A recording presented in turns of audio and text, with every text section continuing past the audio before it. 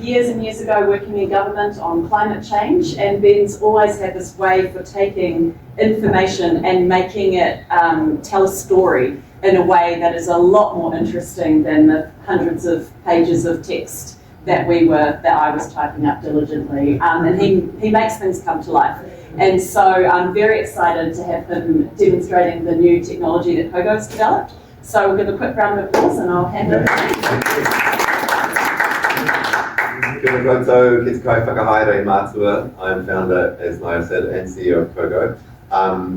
So yeah, just a bit of background. I was at the Treasury, obviously how far back do we go, but in 2004 I did my master's work at the university on the carbon markets. So 21 years now working in climate change, or studying and working in climate, and for 7 years I was at the Treasury as the economist working on the emissions trading scheme development and also negotiating New Zealand's climate commitments. Yeah, our 2020 target was the project. 2020, yeah. So we built lots of software, and I guess I felt like I sort of flew around the world causing more climate change than I was solving actually. Because you know, this was 2007, 8 and 9, so this is the negotiations. Copenhagen was the last one I went to.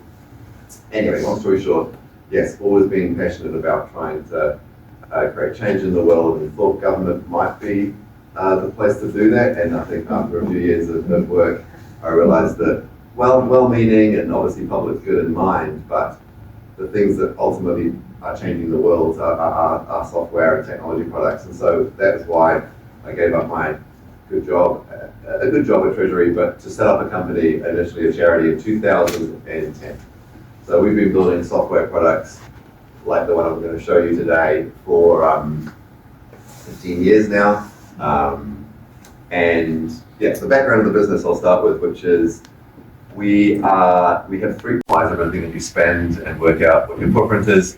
And the argument we have for this is people know that flying isn't great, or petrol isn't so good, and maybe they know about their clothes, but maybe not. But the impact of being able to give people information right when they spend on the carbon footprint of their spending is something that was taking off. We're the world leader in this globally. We have around 30 million people with their banking app integrations live with Cogo. So ING Group, I think, I'll go a bit forward. Some of the banking partners we've got here around the world. So yeah, a big global reach. So unfortunately, the last couple of years, particularly that product to help people understand the carbon footprint is a little bit gone out of fashion. It seems ridiculous to say this because climate change isn't something that should be a fashion or not, but let's just say there's a few people that are trying to make it that way. So yeah, that product we haven't spent a lot of effort as a company on the last couple of years, because basically banks are like, why do we care about climate change insofar as what customers want their footprint to be? So that has not gone really many places. The one on the right is a product for small businesses. So again, I won't talk about that today, but it gives you a bit of background around what we do. And we're live with KiwiBank and others, and it integrates to your cloud accounting software and does the same thing. So a small business can plug in their cloud accounting software, it works out the carbon footprint, and then in both cases, we don't just measure your footprint, we tell you what you can do to reduce it. But the history of that sort of business over the last, 6, 7 years or so has been, we've realized that we would love more people to be motivated on the basis of caring about the future of the planet and climate change, let's say.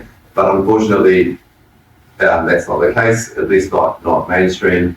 And so the product we've built in the middle here, which is what I'm going to show you today, is a tool that helps home and car owners understanding the benefits of electrification, but from a cost lens. So what's the benefit for you financially?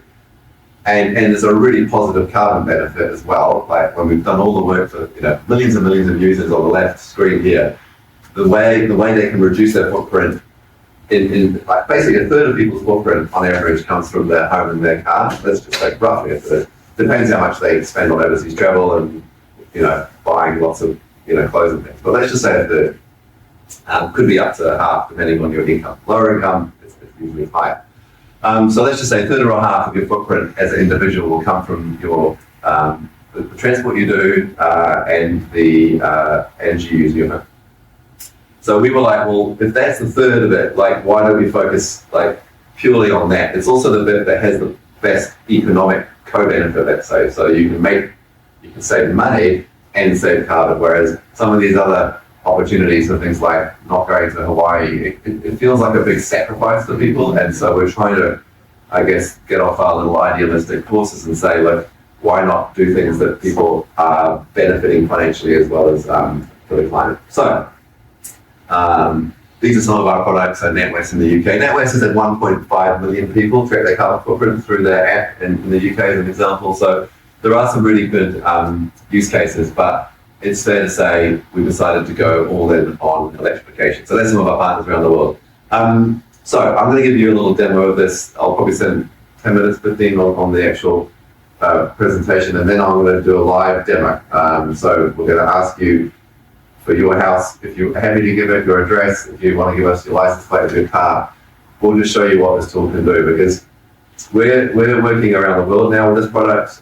We've done a lot of work in the business, and we're pretty confident we'll build the best in the world, like we've done with other product to help homeowners and car owners electrify.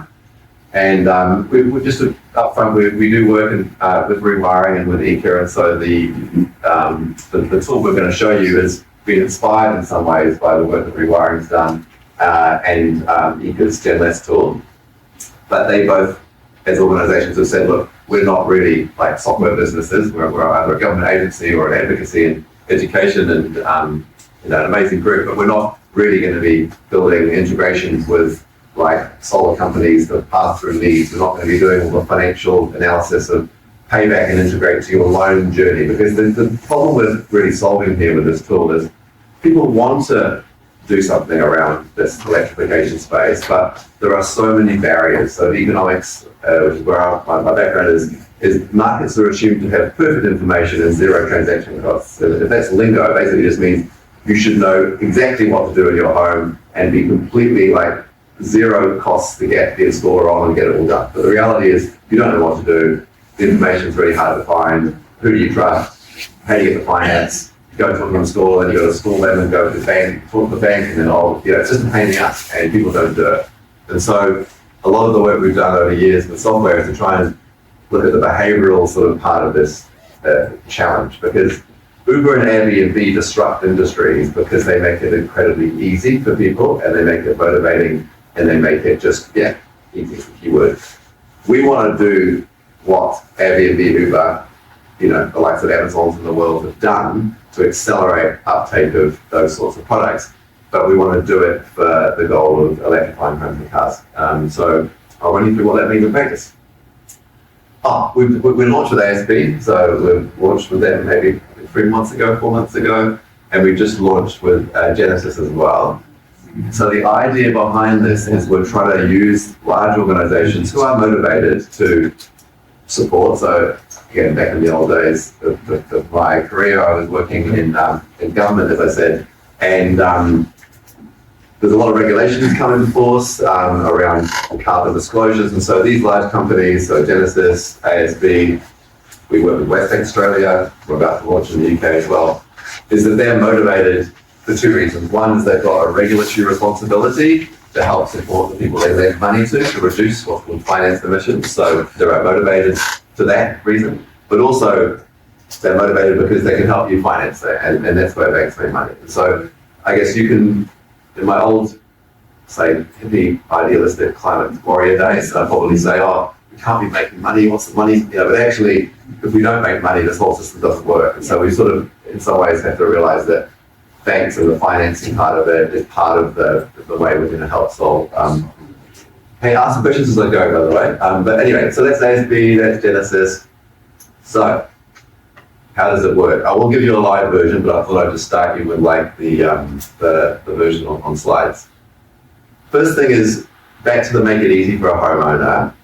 What we've found with lots and lots of work we've done with millions of users over the years is that you have to make it personal to that particular home, because someone might be like, you say on average you can save this, but hey, I'm a 3-bedroom place in Whitehead, whatever it is. Like, I'm just my particular place is different. I've got like a different number of people that you might think. So large homes, for example, the payback's a lot better on some of the heating and hot water, but if you're only one or two people, you can't really hand on heart say, you definitely should go and do this water heat pump, because actually the payback may be more like 15 years, as an example, right? So what we try to do first is we ask you to put your address in. Optionally, 95% of people put their address in, just if you're wondering. And there's been tens of thousands of people use this tool already in New Zealand. So we're just starting, but we'd like this to be the thing that everybody uses, just like they use Airbnb and Uber, right? So this is the tool. So you put your address in, and it then pulls property data on your house. So how many people, the size, the type of house. You can edit that, and I'll show you how that works in a second. Anyway, think about it. If you've got your house, get ready with your address, because we're going to do a live demo of this shortly. We're not always perfect on getting the information right, so we partner with, as I said on this previous statement, CoreLogic. Have you heard of CoreLogic? Yeah. So yeah, CoreLogic are property data out of councils basically. So we pull the information on your home. Underlying it, with Ika's little logo there, is underlying these assumptions of how much could I save a year, is the residential baseline survey that was done a couple of years ago by Ika and MB. And so we're leveraging the data that's existing in New Zealand. It's the same data that Ika uses, the same data that Rewiring uses. And so it helps us understand, well, what sort of money could that home save a year? So, and these are true numbers. So a 5-person house, this white line west, I went up to Trade Me this morning, and I was like, I'm going to find a house in Hutt. That was the first house that came up. So on Trade Me, the first house that came up was a 174 square metre house in 13 White's Line West. I don't assume anyone's selling that house, but that is the house that I'm doing. I would assume they're on gas. That is an assumption I've made. In the case of your house, we make, depending on things like South Holland, obviously doesn't have Lions gas, bottle gas, so we make assumptions on your home, but you can edit those. It takes a couple of minutes, which I'll show you. Sorry. Again, cost framing. And feel free to ask questions as you go, because I'm sure other people have the same question that you've got, and they would love you to ask it. So that's the sort of build my house phase of the journey. We then recommend things that you can do. And so we work out the specific upgrades you could do to help you save that money. And you can find out more information about what size of system we're recommending.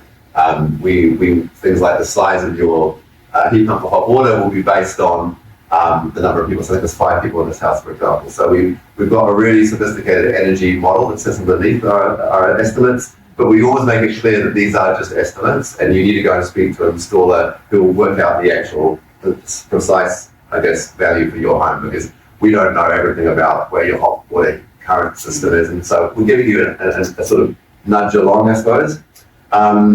So basically you say, right, those 2 upgrades sound good. The installation costs, which I'll talk about in a second, we launched with ASB initially, and they had a requirement that we had national coverage in terms of installers. So I'm about to show you how the marketplace works. But one of the key barriers for this for a homeowner is, well, yeah, that sounds good, but where do I go next?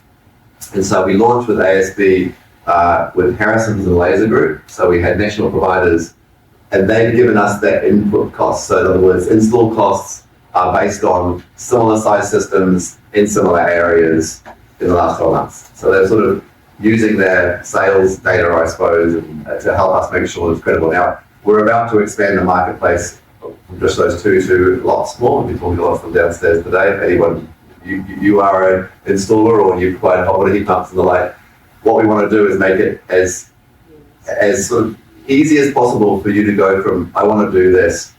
The moment it goes and recommends those 2, so at the moment it recommends the 2 that we've got live, but you'll soon have basically every single installer that is meeting our standards around requirements, to do with things like quality and service. And so we're becoming, I suppose, this platform marketplace, if you like, so that, and in the future you'll say, look, I care about price, so I want to support a local franchise, whatever it is, and we'll then recommend the best ones for you. So we're trying to make it as personalized to you. But at the moment, you then wrap your information. Now, what we then don't... How often do you do your updates on that? Of the people, of the audits, yeah. So every 6 months, there's a few things that have to happen with our suppliers. Number one, suppliers are coming on board every month right now. We're about to launch Lightforce and I think H2 or the hot water heating systems down here. So there's a whole bunch of them being waiting for us to sort of expand this out.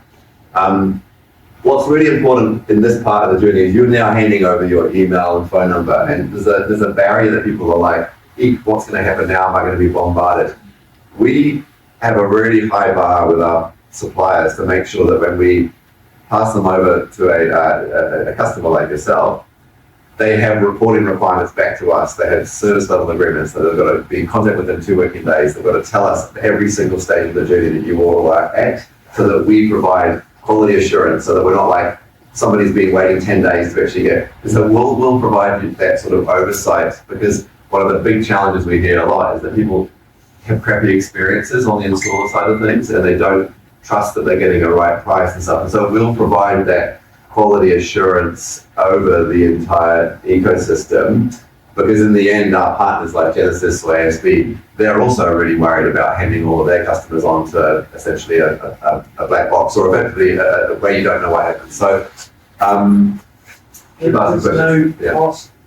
Giving the money Well, we get a little bit of money from these people, yeah, and a little bit of money from the banks. And the energy companies. Let's go back to the last. Yeah, sure.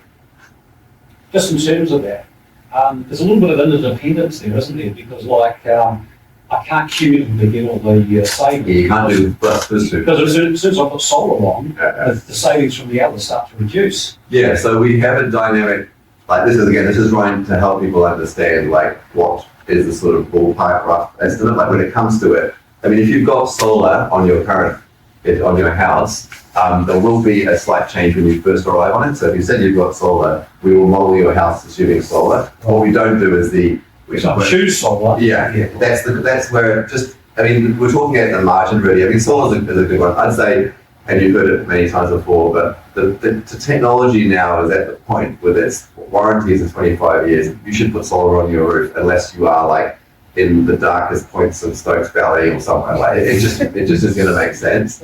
And in time, anyway, I'll talk to you a little bit about the economics, because what we're about to launch in this tool at this point around here, just before actually, is we're doing a full financial analysis of your entire next 20-25 years of the actual upgrades, to help you understand maybe in year one, anyway, this is the key question that a lot of people are faced with. And I talked to someone downstairs and he was like, I've got to get my partner across the line on this stuff. And I'm like, having done this whole thing myself, now the finances matter. Like, you can't rely on people just being like, great, my carbon footprint's going down 52%, I'm doing it. You have to sell them that this, and look at these economics, right? $2,500 a year of savings, 21 grand. They're like, well, that's 10 years, is that going to be worth it? Or 8 years, whatever. And I think the maths is not quite as simple as just like, if you've got 21 grand in your bank right now, yeah, sure, park it out and get 2.5 grand you're going to be paying a year. But financing is available. Most people won't have $21,000 in their bank. And so that's where, which I'll show you at the end, once we've got a few demos, that the actual financing element of it is really critical. Just quickly again, just one thing here. Would adding a retailer help with that as well? A retailer? Yeah, I didn't like the what do you say, like the products themselves, like the Mitsubishis, or you mean the retailer as the power retailer. Oh yeah, it is. Another feature we're coming. So the roadmap for this tool is, if you go back one slide, what you'll soon do is you'll say, connect my energy data into this. So that's what you'll do when the open energy regime comes in. When we were launched in the UK 5 years ago, we were the first open banking integrated sustainability product in the world. So we used to let people connect any bank account into our app, and it would analyze all your spending. That regime is called the open data regime, or the consumer data right. And that was launched in the UK. We launched Cogo there in 2019. New Zealand has been a bit slow on this particular front, but there is regulation going through right now. It's what's called the consumer data right, which allows consumers to pass on their data on their energy and their banking data into third parties. So yes, here's the things that are coming. You'll be able to connect your own energy data into this tool, and that will give you a far more accurate version of these numbers. Number one. Number two, at the end of the journey, instead of just recommending, heat pump, you'll be recommended different retail products. Yeah. So if you're a particular, if your home is using energy during the day and you're there, it's going to be a different optimal plan. So we're trying to make it like a fully one-stop shop to help make this not just a sort of an analyzing the numbers type of experience, but we'll then make sure when we pass you on to energy retailer, we'll pass you through to your bank. So on the ASB version, you'll see they've got like bank finance as an option, so you can choose to go to the bank. We want to make sure that your journey is as frictionless as possible through that entire like electrification upgrade. It will take 5 to 10 years for sometimes to do this because Definitely with the, like a time of use, yes, that is likely to cause some savings, and great. it's actually, I guess, it's almost like AI is required. Yeah, there's definitely some AI in here, but not with your own personal data, but we definitely are. You think about it in the future, we'll soon be able to have thousands of homes upgrading their technologies with real live data on the actual outcomes that'll feed back into the tools that would recommend, same with our installers, the installers that are getting the best close times with the highest satisfaction, they'll be then higher lifted on the, and that is what Booking.com and these tools use. They use like sophisticated technologies to drive you to buy stuff that possibly you don't really want. But we're going to try and hopefully help you buy things that you do want. Yeah, exactly. So then that's I don't even know what comes with that. Oh, the car. So that's the home.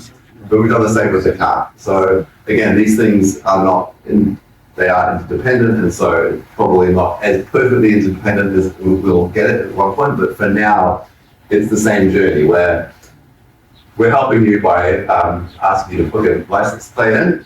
We then pull the data on your current car.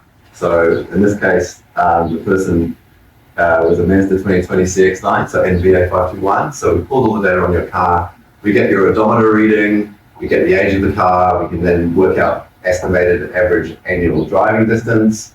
You obviously can update that and say it's different. And then we ask for your postcode because the prices of electricity is slightly different in different parts of the country.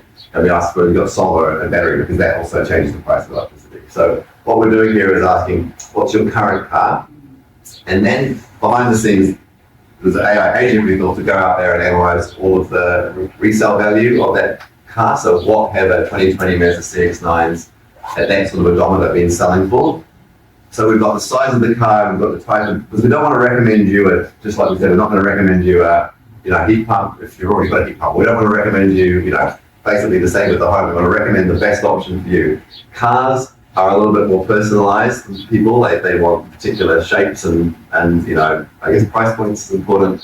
So we get their information and we then can recommend you the best set of cars that would be electric that match that roughly price point budget, let's say, and then also the type of car. Because if you've got a 7-person people mover, you're not going to want to jump into a Prius or whatever, So anyway, so press that information, boom, and then every single plug-in hybrid and battery electric car in New Zealand is now on this platform. So every single car that is available right now, we partner with Drive Electric, so we're working with them to make sure that all the data is up to date and accurate. But yeah, I mean, this pointer works. Anyway, so we pre-selected these variables based on what you said about your current car. So it again, price points and the car. And then all of these cars here match that criteria. We give you a bit more information about, what the car is priced, but then we tell you how much your running costs will go down every year. So the running cost of this car is around $1,700. That's $2,200 less than that CX-9 doing the same distance. So again, we're trying to compare if you chose to buy and upgrade your current car to the same again, that equivalent car would be costing you about $2,200 a year more. I'll drop down and show you that in a second, but that includes road user charges and it includes servicing. So I was trying to give you a really accurate view. Now, I listened to a podcast the other day, and it was in Australia, but just the amount of money people are now earning on just having their battery sitting in their car at home during peak times when the power can be taken out of your battery. This doesn't take into account that, but there is some other benefits that you might get. $2,000 a year. $2,000 a year, yeah. To get my water. Not yet. No. It's coming. I reckon, well, the cars have all got the technology to do it now. They just don't have the one. Like, I wouldn't do it with your car now because the warranty probably would go. But the car's got the technology to allow your battery.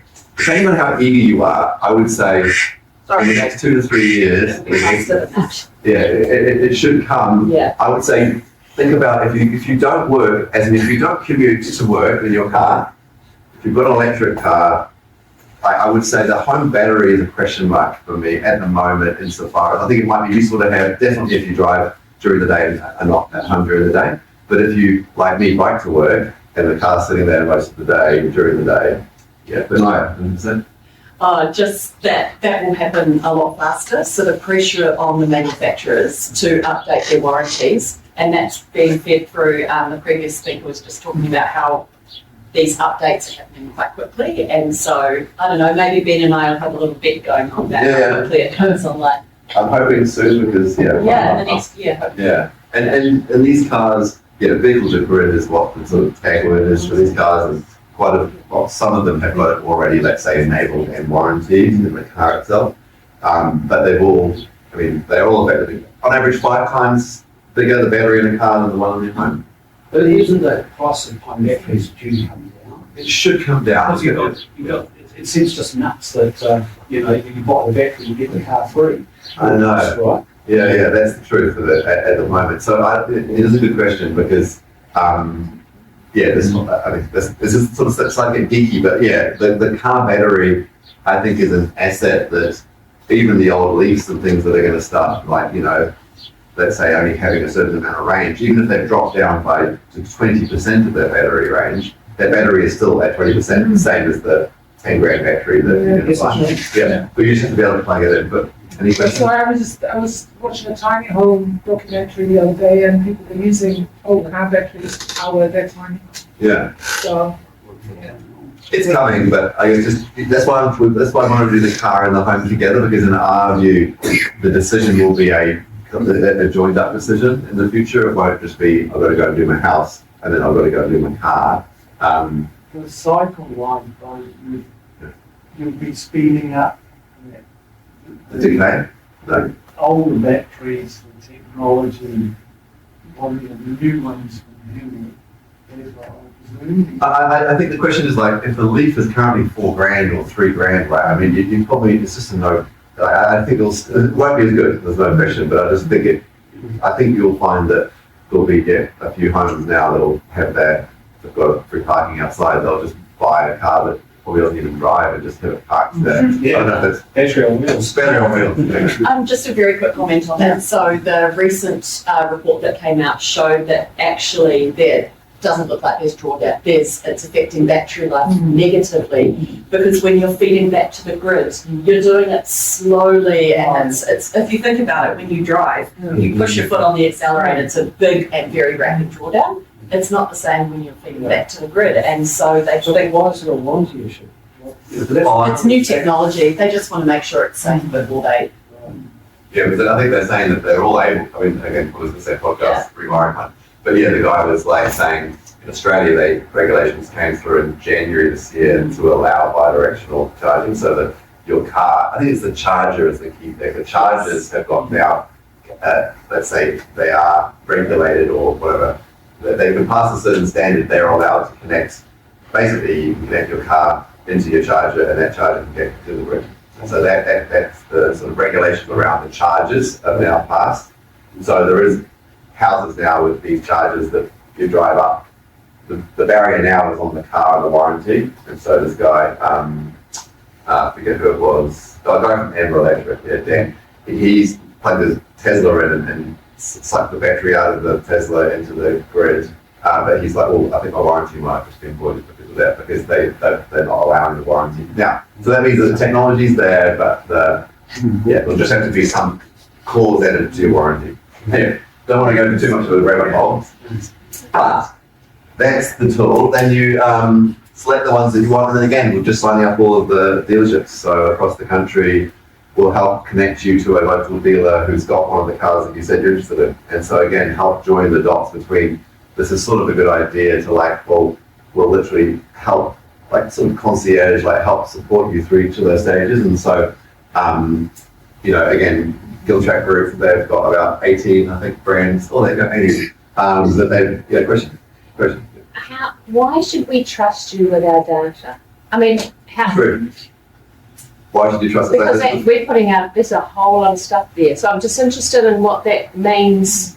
Yeah, that's a good question. I think in the end, I mean, you pass a lot of data on to your banks and other organizations out there Yeah. who actually, I don't know, they in theory have the trust because they do trust that the breaches of all the technology Yeah. that they've got is really old technology. We process about 10 million transactions every day, bank account around the world. So we've built ISO certification, we're all those sort of like tickle those boxes. I'd argue banks are more likely to lose your data, and also not just lose your data, they will sell your data without you realizing you're selling it. Like, I guess our focus to you is we have built this business to try and decarbonize the world. That's what we've done. We built it for that purpose.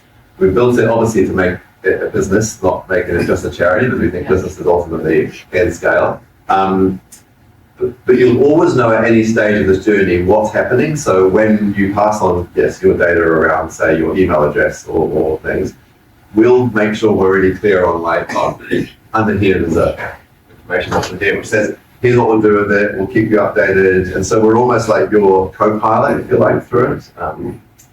Anyway, I'm going to do a demo because I'm halfway through. Oh, I want to show that. That's coming. I'll show you, then I'll do a demo. So, what we're about to launch is a tool inside our tool that gives you an idea of how much better off you'll be over the years since you installed, and you can change all the variables. So you can be like, I want to pick my bank, or we're not sure that we're going to actually put the name of the bank in there because we're wondering. Well, anyway, we'll see what happens. But we will allow you to basically, if you need to borrow, let's say this particular set of upgrades is going to cost $6,000. It's not quite $6,000, but I'm just going to show you it. I grabbed that separately, so the numbers don't quite stack up. But I'll just show you what this new feature is going to do. One of the big questions we have people asking is, well, what's this look like for me over the life of the asset? So different assets, different lives. Hot water heat pumps maybe 10, 15. Solar panels 25, sometimes 30. Some of the batteries down here 25, 30. So let's say 15, 20 years is a reasonable amount of time to assume the life of the asset.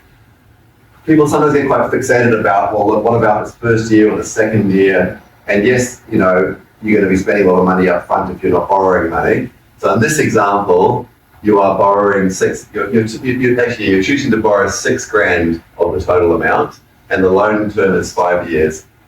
You can obviously change these variables, but what you're trying to show here, and I'm very keen on feedback on, does it make sense, is if you looked at all the savings you made every year, and we'll put an overlay here that helps people, hopefully it shows up in a second, on sort of each of the years, like this is energy year 3, is how much you're saving in energy bills that year, what your loan repayments are, and what your net position is. And so the idea here is to try and give people an idea, a number that says, well, in 15 years' time, I'm $37,000 better off. If you extend the amount you borrow and extend the term of the loan, you'll find these actually never get negative. And I think one of the key things that people want to know is, I don't have money sitting around in my bank to do this, but I really want to do it. And so what we'll be able to show people, and I think I do it here, is here are the different scenarios of you borrowing or not borrowing for the upgrades, right? So in this case, they wanted to borrow $22,000, so it's a bit similar to that other example. So it's like battery and solar, right? So $22,000 they want to borrow. In the situation where they want to borrow 100% of it over 20 years, because they save money on their power bills more than the interest rates, they actually never have their bank go, they never end up with money, less money than they started with, basically. So every year they're slowly accumulating because the savings from the energy bills are higher than the cost of paying. Does that make sense? Yeah. People understand that conceptually? So that's the scenario where you want to borrow it all. You can reduce that term. You'll see the number at the end starts to get bigger and bigger, which in other words, it's always better to not borrow money if you can afford to not borrow money. And so that means that initially your bank account's going to have $20,000 going out of it to buy the stuff, and you're going to slowly recoup the payments. But overall, you're $58,000 better off after the 20 odd years or 20 something years. Questions like, tell me how we make this better. That's what I want to know. Like, how do you think we can communicate this financial sort of situation better? Like, is there a, because we're building it right now. This is a user test. It's pretty good to me. You get, you're like, we're trying to like be like, this is, you are just better off basically. Yes, if you've got the money, your bank goes negative on the scenarios where you're not borrowing much or your term's quite short. But if you're borrowing for 20 years, which there's a good argument to say that for solar and battery, you should, you know, if you don't have the money and you don't have the cash flow to borrow, to pay for it, you should borrow for 20 years because you will always be better off. So that's what we're trying to do is can you choose for people going into retirement or retirement? Yes. 20 years may not be what the bank allows you to do. Yeah. So can you choose your? Yeah, so you bring the term down, and so you can bring the term down to zero. You can choose whatever term you want. Right. Okay. Yeah. And then just the graph changes. So again, if you can't borrow for the full length, you can borrow only for 10 years, and maybe you've got 10 grand to put up front, that's what the graph looks like. You basically put your 10 grand out Right. to start off with, or 9 grand, this is 10 grand, and then you slowly every year will be making money from your energy bill savings and paying back interest and over 10 years. After 10 years, the graph then starts going up higher as you're not paying interest after 10. Okay, let's do a real life demo. It's what? This is available, I'd say in about a month. Anyone with any ideas of how to make it, we're working with this, what we call sustainable finance. Sustainable finance. What we're trying to do is get all the banks aligned on this so that everybody uses the same tool and the same concept and things. Obviously every bank's got slightly different interest rates. So our ideal is you just go to pick your bank. Or maybe even if you've not got a bank or you want to choose another bank, that might be also quite cool. But yeah, Westbank has a 5-year maximum term, 0% for 5 years. So Westbank will be slightly different. You won't be able to borrow longer than 5. ASB, ANZ and BNZ are pretty much the same. 1% interest for 3 years, and then you go on to your mortgage rate. Kiwi Bank? Kiwi Bank, oh God, Kiwi Bank my whole life, and they're probably the worst of all of them. So, but we're working on them. Let's say. Anyway, we'd love to get all banks. We think there's a lot of people out there that will be doing this, but just aren't informed and aren't given the support. And I think that's what our goal is. We think there's probably 100,000 homes that will in the next 6 months. But if they get told this sort of narrative and they've communicated it and they feel confident and trusted with the suppliers. So anyway, let's do some demos. So Naya, if I go into that, let's go. Which one should we do? Let's do ASB. Who's putting the hand up? Yeah, we need some addresses. Actually, you go find it, yeah. So let's do ASB because there's the finance bit, which I can show you once we get to it. So ASB. Once we put in the address, we'll continue to show the address, do you know?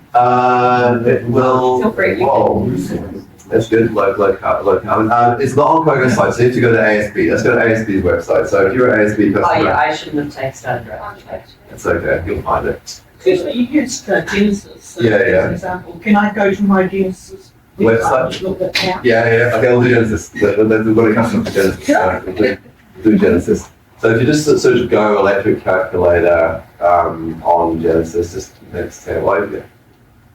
Oh, that was better, wasn't it? Yeah. Yeah. That was easier to see. Yeah.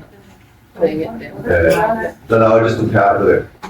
So yes, Turn it down. That was easy. Genesis. Sorry, I'm better.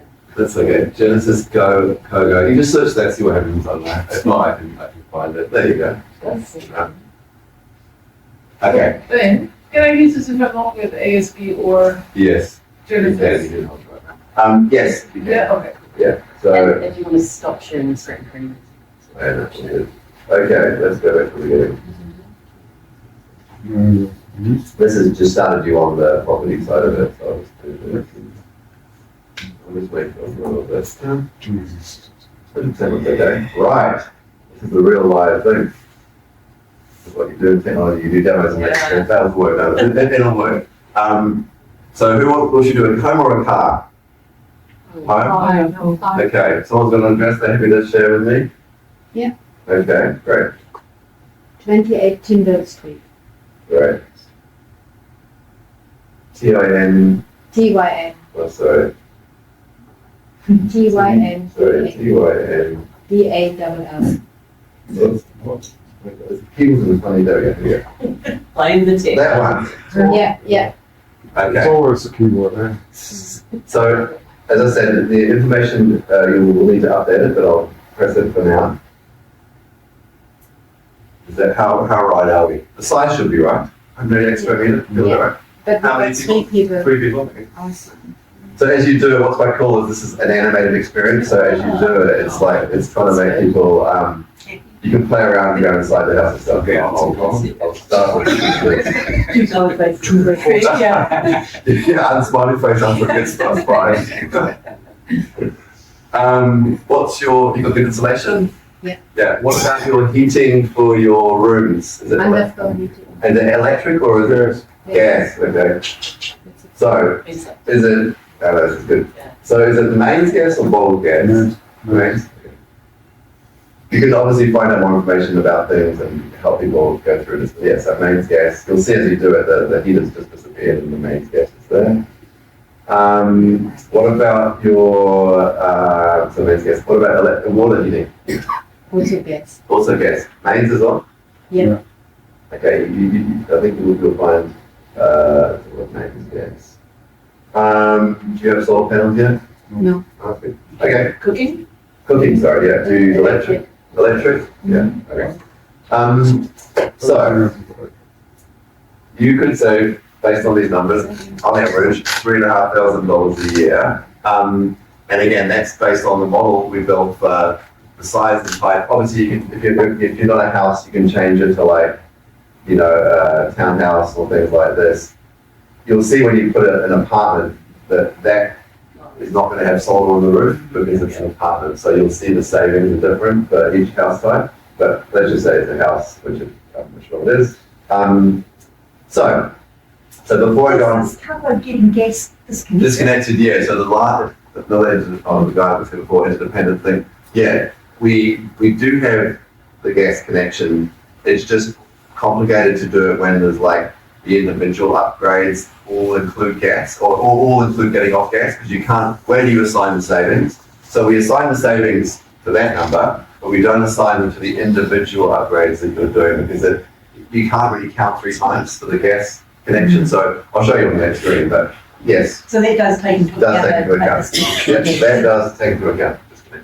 Sorry, just to clarify, that 3.5 a year is based on solar, based on electric, water heating. Now to show you, yeah. Oh, okay, But sorry. yeah, you're right. It's based on those things. So the That's the 100,000 together. supposed to get it. Well, that's the question. And I suppose That is the most important question. How much do you spend to spend. Yeah. And I think the numbers that you'll see on the next screen, just to give you, I suppose, some context. The size of the hot water system we're assuming you'll get is based on Gleisner Group, who are a one installer currently, in Wellington, and the price that they put in for 3 people home installation. So the number, they are quite a premium brand, Gleisner Group. So that number's going to start coming down, is the first thing I'll say. So don't be turned off by what I reckon is going to be probably 8 to 10 year payback overall. I'm saying something like that, maybe 10 to 11, depending on the different upgrades. So here we go. Solar panels. We're about to do stuff with Google X to get your actual roof and to do all the modeling to make that number like 37 degrees. What's your 37 degrees pitch. Oh yeah, exactly. So North, northwest. exactly. So at the moment we're assuming we're trying to get like the average pitch and the average sort of like orientation. It's just more and more technology is starting to it's getting better and better at picking up even on your bad pitch or your bad like the technology for solar. We just had it done it, and they reckon by the time that people get on the roof, you should possibly put it on everything apart from the south. Like so, it's not as important as it used to be in terms of where you put your solar. It's definitely better if you're a north facing with a 45, but these numbers are $1,300 after that average. Now, you may be better and you may not be as good. We make a little thing here when we say we'll give you information about what size system and stuff we're assuming. So we tell you we're assuming a 5 kilowatt system, installation costs, but we definitely say for a more accurate quote and a more accurate estimate you need to talk to installers. So that $11,000 is what they've said is the average 5 kilowatt system installed in this area. Now, in time, because we're starting to see lots of people go through this journey, we're starting to pick up the actual installation. So in the end, Cogo will know more than anyone else will know what the actual installation costs would be on average for this type of system in this type of area. But anyway, I got mine done, the calculator said for me something like 14 grand, I think, and it cost 15 and 17, Harrison's and Whiteforce. So it was a little bit lower, but it wasn't crazy different. But in time, all I can just tell you is that installation costs will just get more and more, back to the AI comment before, we'll just get more and more accurate because we get more and more data on what actually happens, not just what we estimate will happen. So you can't change, you've got a 5 kilowatt system. We You would can't try. change it to a 10 kilowatt. Right now, just 89 something % of homes are either a 5 or a 6, let's say. And so in New Zealand, in the moment, it's too complicated. We didn't want to go for the higher wattage, as in like too good to be true type scenario. So we've gone for we don't want to overpromise what we think might be the outcomes. What we don't want is have people turning up going, well, you told me it was going to be this much, I'm going to say this much. The installer's now telling me it's going to be this much and say this much. And so we're trying to be conservative. In the end, back to my Google X conversation, we will estimate the size of the system based on what we can see your roof looks like. But just for now, we're trying to start with something. How many panels is it? I mean, I know you talk about 5 watts. Yeah, sure. How many panels is that? That would be around 10, yeah. 10 to 11, yeah, 10. Well, it depends on the size, it depends on the panel, but like, we're a small little house in Barrapore. I think our roof, it's like a 110 square metre house, and I think they could get 15 panels on, which is around 6.8, something like that, 7 point something, depending on the size. So I don't know, the rule of thumb is roughly 1 panel for half, is that right? Anyone? I'm not solid smaller, but that's that sort of number.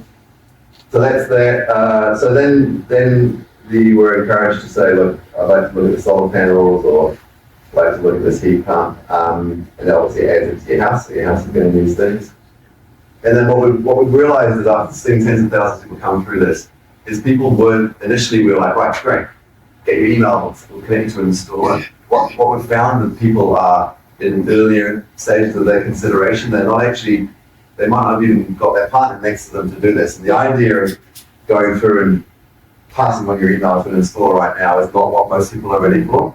So what we've decided to do is, and this is where the financing information will come as well, is we've said, look, for now, if you're ready to go and talk to the installer, go for it. But for now, we'll send you your report, basically. So we'll give you an email address and we'll send you your report of here are the upgrades, here are the benefits, that the graph I showed you, you'll get that graph. So it's trying to provide information that like allows the person to have that consideration. And then if they're then ready, they can come back and we'll send you a little link so you can come back. And it's all will be saved, all information, so that when you come back in again on the same device, I have to say it's a cookie so that anyway, I'm not too sure, you can come back and it will be all saved again, and then you can choose to take the next step.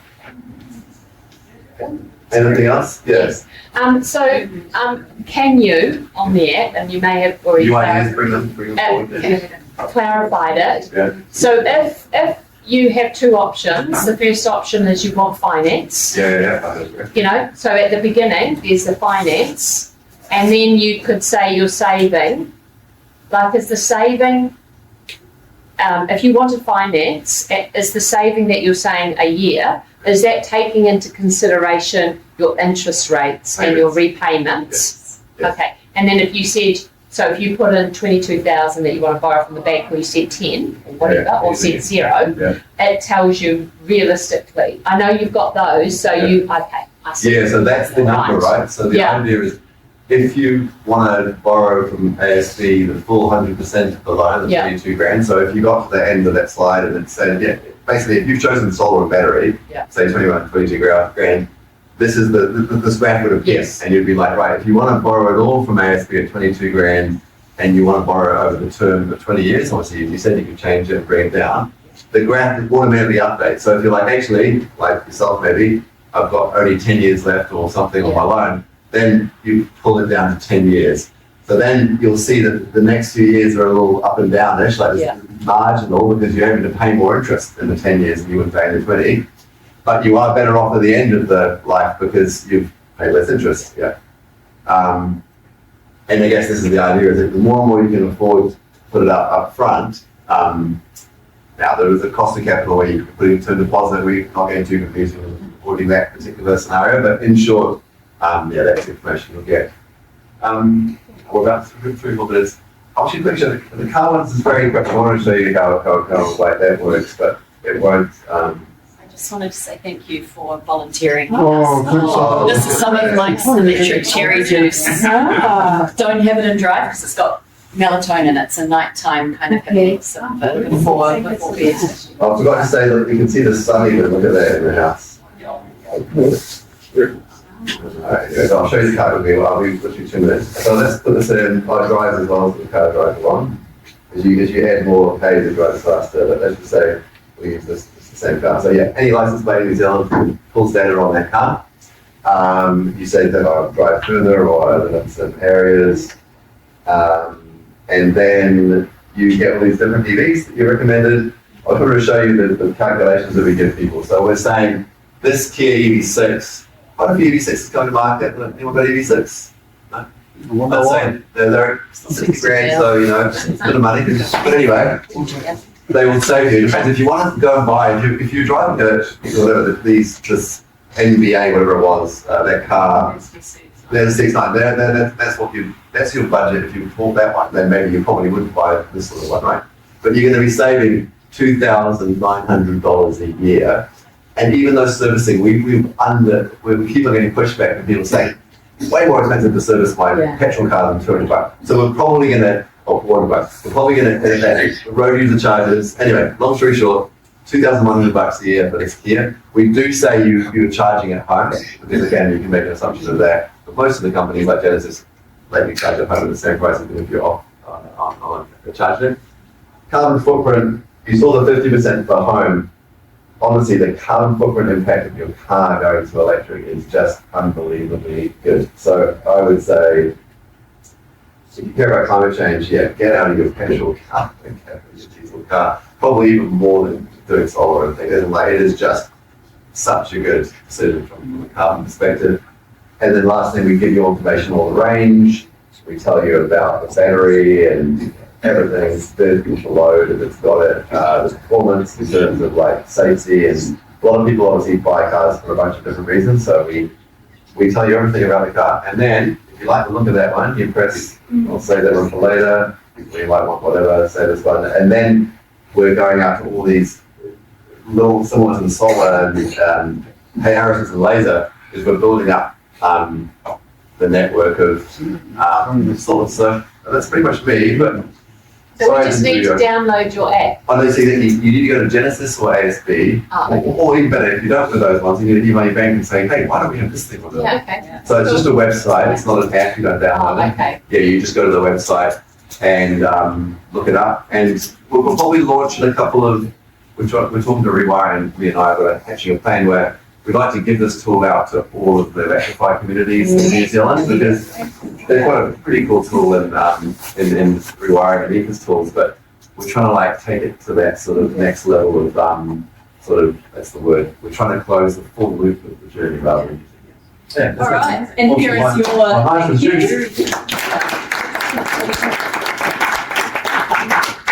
thank you. Thank you. Thank you.